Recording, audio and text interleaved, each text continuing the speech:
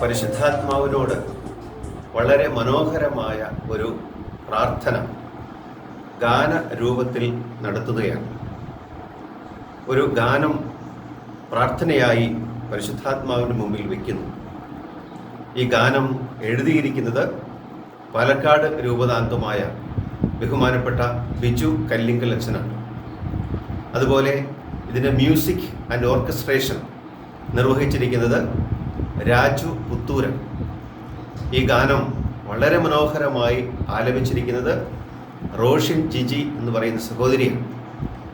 ഞാൻ ഈ ഗാനം മുഴുവനായി കേട്ടു.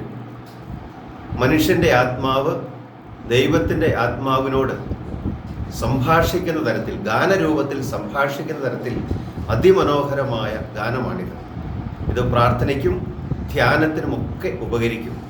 ദൈവാത്മാവിൻ്റെ സന്നിധിയിൽ നന്നായി വ്യാപരിക്കുന്നതിന്, വിശ്വാസപൂർവ്വം ജീവിക്കുന്നതിന് ഈ ഗാനം സഹായിക്കും.